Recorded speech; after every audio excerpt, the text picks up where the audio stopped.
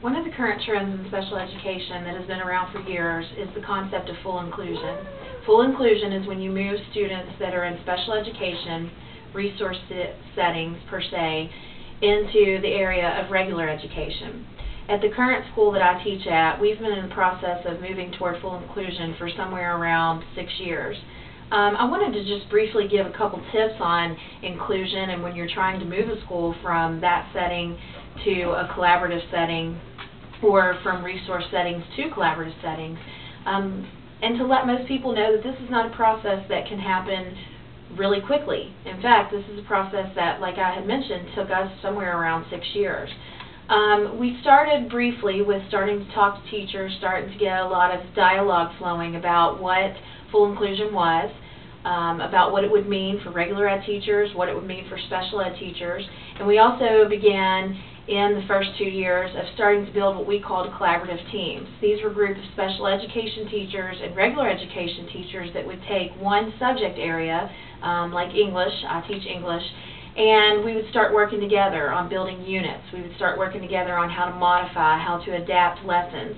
And those collaborative teams began to work together to start to build the curriculum that they would be working on.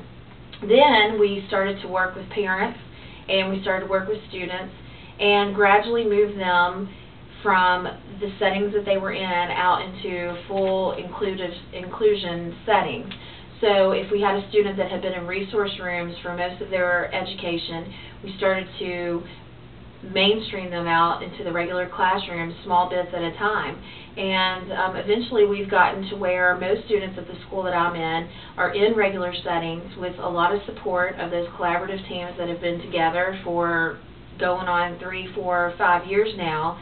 And we've really seen a lot of progress out of that.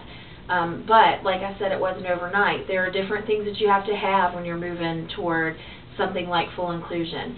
One of those things would be administrative buy-in. It's very important that you have a strong administration that sees the vision of special education students going out into regular education classes.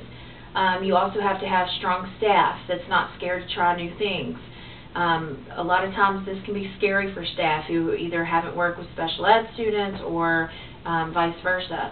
And you have to have a lot of collaborative teams that are very creative and supportive on what's going on together amongst the two of them. Before I've said that we have had a lot of progress. We've seen a lot of progress with where we've gone with this program. We still have a lot of visions of the places that we want to go, but what we have to continue to do is we have to continue to build those teams.